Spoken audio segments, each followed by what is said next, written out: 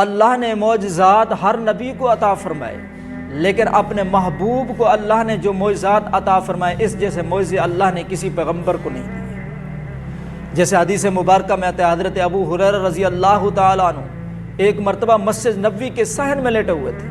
ابو بکر آئے، گزر گئے، عمر آئے، گزر گئے، عثمان آئے، گزر گئے، آخر میں حضور علیہ الصلوۃ والسلام آئے تو دیکھا ابو ہریرہ لیٹے ہوئے تھے۔ پوچھا کہ ابو ہریرہ کیوں لیٹے ہوئے ہو؟ فرمایا کہ اللہ کے نبی بھوک نے ستایا ہوا ہے۔ تو حضور علیہ الصلوۃ والسلام نے حضرت امی عائشہ صدیقہ رضی اللہ تعالیٰ عنہ سے پوچھا کہ گھر میں کچھ ہے؟ انہوں نے فرمایا دودھ کے ایک پیالے کے علاوہ اور کچھ بھی نہیں ہے۔ حضور علیہ الصلوۃ والسلام نے فرمایا کہ پھر کام بن گیا۔ حضور علیہ الصلوۃ والسلام وہ دودھ کا پیالہ لے کر آئے۔ حضرت ابو ہریرہ رضی اللہ عنہ نے فرمایا کہ ابو ہریرہ یہ پیالہ لے جاؤ، مسجد نبوی کے اندر 80 طالب علم بیٹھے ہوئے ہیں، انہوں نے بھی 3 دن سے کچھ نہیں کھایا، کچھ نہیں پیا، ان کو بھی پلاؤ اور خود بھی پیو۔ اب حضرت ابو ہریرہ رضی اللہ تعالیٰ عنہ فرماتے ہیں میرے دل کے اندر یہ خیال پیدا ہوا کہ دودھ کا پیالہ ایک ہے، 80 طالب علم وہ بھی بھوکے ہیں، پیاسے ہیں، اور میں نے بھی 3 دن سے کچھ کھایا پیا نہیں ہے، تو کیسے ہماری بھوک جو ہے یہ ختم ہوگی؟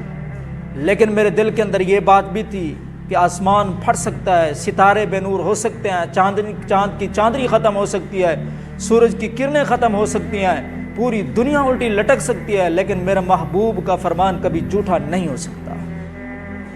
میں گیا، بسم اللہ الرحمن الرحیم پڑھ کر 80 طالب علم کو پلایا، سب نے پیٹ بھر کر پیا۔ پھر آخر میں حضور علیہ الصلوۃ والسلام تشریف لائے۔ حضور علیہ الصلوۃ والسلام نے فرمایا کہ ابو ہریرہ تو پی، میں نے 1 مرتبہ پیا، پھر فرمایا کہ پھر پی، میں نے پھر پیا، پھر فرمایا کہ پھر پی، میں نے پھر پیا، تیسری مرتبہ پیا، وہ دودھ کا پیالہ ویسے کا ویسا ہی پڑا۔ پھر حضور علیہ الصلوۃ والسلام نے اس دودھ کے پیالے کو پکڑنے کے بعد اس دودھ کو جو ہے وہ پی لیا۔ تو حضرت ابو ہریرہ رضی اللہ عنہ فرماتے ہیں کہ مجھے پیدا کرنے والے کی قسم، اگر حضور علیہ الصلوۃ والسلام اس دودھ کے پیالے کو نہ پکڑتے تو قیامت تک یہ دودھ ختم ہی نہ ہو سکتا۔ اور اسی طرح حضرت ابو ہریرہ رضی اللہ تعالیٰ عنہ فرماتے ہیں میری ماں کافرہ تھی، میں آیا اللہ کے نبی کے پاس، اے اللہ کے نبی آپ دعا کر دیجئے اللہ پاک میری ماں کو جو ہے وہ ایمان کی دولت نصیب فرما دے۔ حضور علیہ الصلوۃ والسلام نے ہاتھ اٹھائے، ادھر سے ابو ہریرہ بھاگے جا رہے ہیں۔ کسی نے پوچھا کہ ابو ہریرہ کہاں بھاگے جا رہے ہو؟ تو حضرت ابو ہریرہ رضی اللہ عنہ نے فرمایا کہ میں اس لیے جا رہا ہوں کہ پہلے میں دیکھنا یہ چاہتا ہوں کہ میں پہلے پہنچتا ہوں یا میرے محمد کی دعا پہنچتی ہے۔ گھر گئے، دروازہ کھٹکھٹایا، ماں نے کہا اندر آنے کی اجازت نہیں ہے، پہلے مجھے لے جاؤ محمد کے پاس، وہیں پر کلمہ پڑھا۔ اور اسی طرح غزوہ خندق کے موقع پر آپ دیکھ لیں 1500 صحابہ کا مجمع تھا، بھوک نے اتنا ستایا ہوا تھا، صحابہ نے پیٹ پر پتھر باندھے ہوئے تھے۔ حضرت ابو بکر صدیق آ گئے، عمر آ گئے، فرمایا اللہ کے رسول کچھ نہیں کھایا پیا، بھوک کی وجہ سے پتھر باندھے ہوئے۔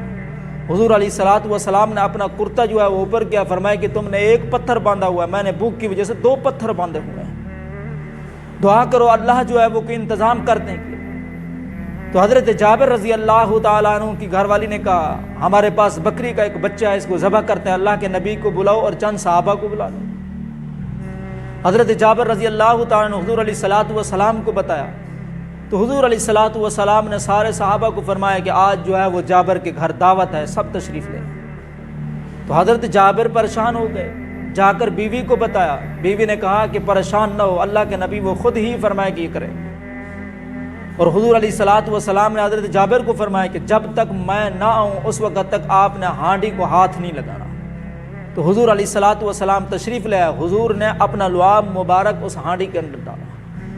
1500 صحابہ کا مجمع تھا، سارے صحابہ نے پیٹ بھر کر کھانا کھایا۔ حضرت جابر رضی اللہ عنہ فرماتے ہیں کہ مجھے پیدا کرنے والے کی قسم کھانا ویسے کہ ویسے ہی پڑا ہوا تھا جیسے پہلے تھا۔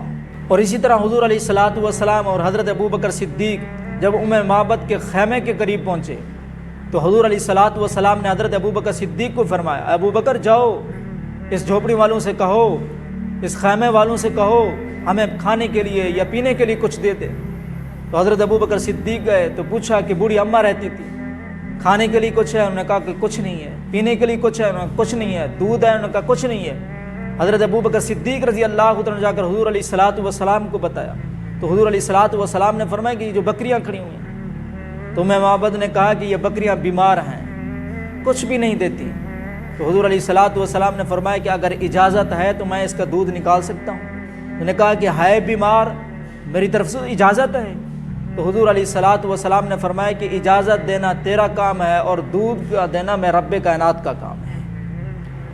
اجازت دینا تیرا کام ہے اور دودھ کا دینا میرے رب کائنات کا کام ہے۔ تو حضور علیہ الصلوۃ والسلام نے بکری کے تھنوں کے اوپر ہاتھ پھیرا اور بسم اللہ الرحمن الرحیم پڑھا۔